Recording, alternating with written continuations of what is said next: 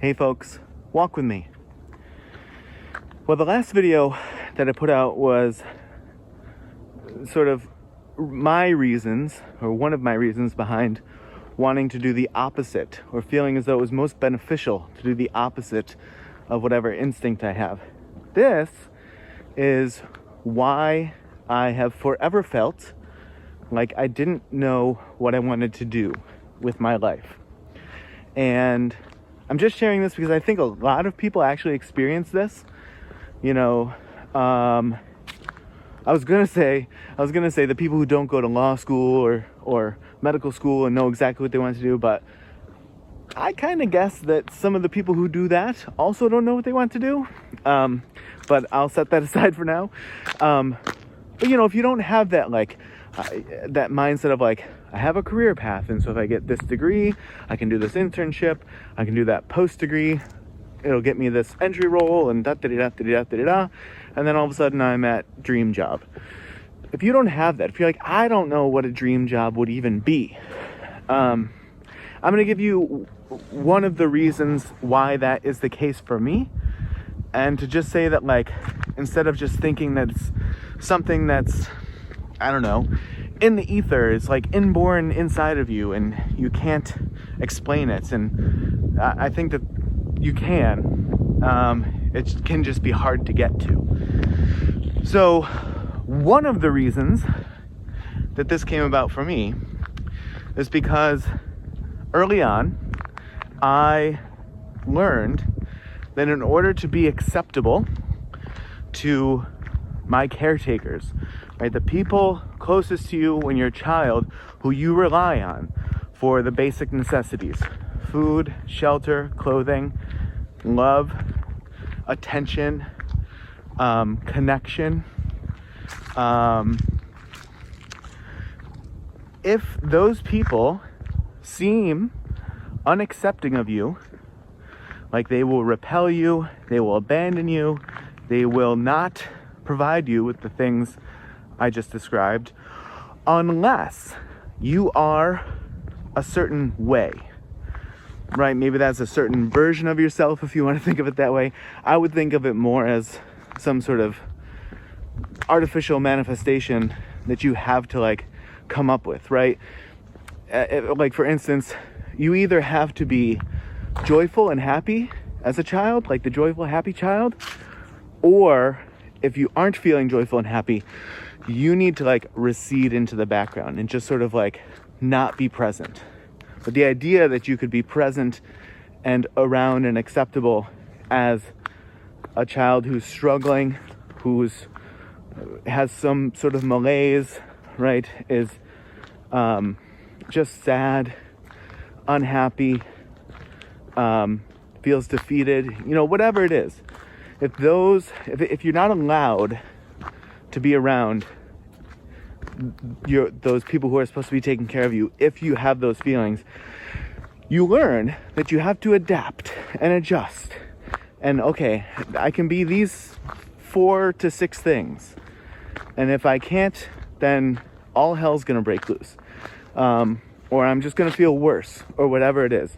And so you end up just being whatever it is that the other people require you to be, so that you can get the things that you need as a child: love, attention, being engaged with and attached to somebody, you know, some form of connection and closeness. And I think one way that manifests later in life is you're like, I don't know what the hell to do with my life. And this is partly because you're in a situation where you've spent your entire formative years just constantly kind of walking on eggshells, being like, okay, what's everyone else feeling like?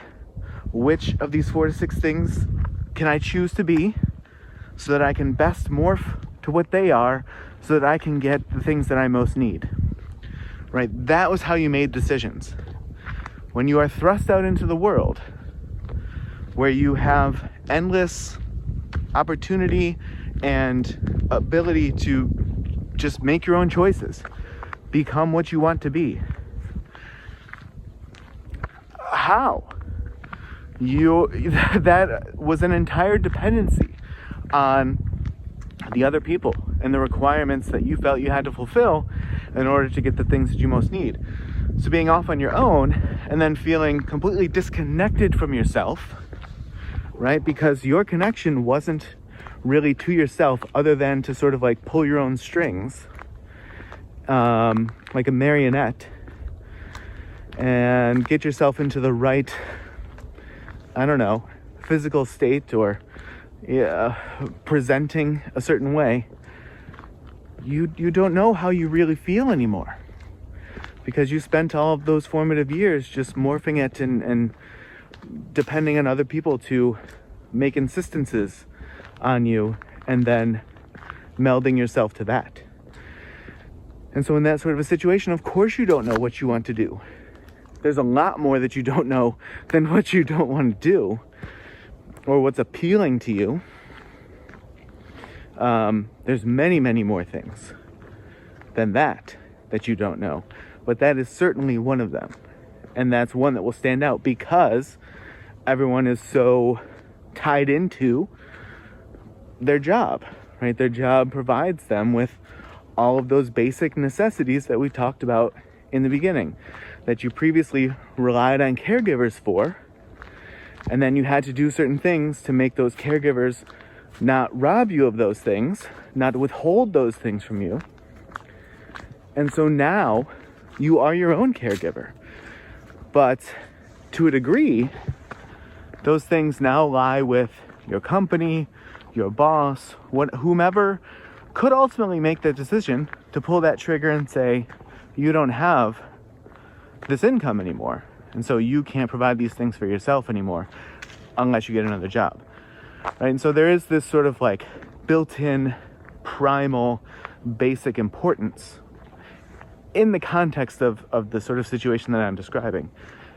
There is this primal fundamental necessity built into or layered on top of the typical importance of a job.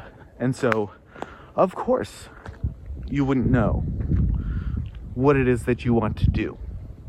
Of course, you may feel that there's 1,000 things that you want to do, but use as an excuse to not really focus in on any of them. That's sort of what I do. And then if you do find something that you love to do, maybe falling into a trap of being really like distrustful of that, right? Really worried that you're not going to be able to see it through. That the bottom's going to fall out at any moment. It's all going to give way. So I would just say, I'm sharing this is a too personal to me example, but I'm just saying, the purpose here is to just say, if you have this concept, I don't know what to do with my life, nothing appeals to me in a manner that makes me feel like I want to make it my pursuit, my career, whatever it is, maybe consider why it is that you might have that mindset, because it's probably impacting many, many, many, many, many more things than just not knowing what it is that you want to do career-wise. And then you're off on a whole other journey. But at least you have some clarity, you have some concept, you have some ability to, if you want things to be unfolding differently, if you want to not be so tied to those old systems and old habits, it gives you an option, right? To explore it and spend a lot of time and effort and angst working through it to try to come out on the other side more aligned to how you want things to be. Whew! Felt like a long one today. Well, we're going on 10 minutes here sooner than later, so if you walked with me, we got about 10 solid minutes in. If you didn't, no worries at all. I certainly appreciate you watching this far, and as always, I will see you in the next video.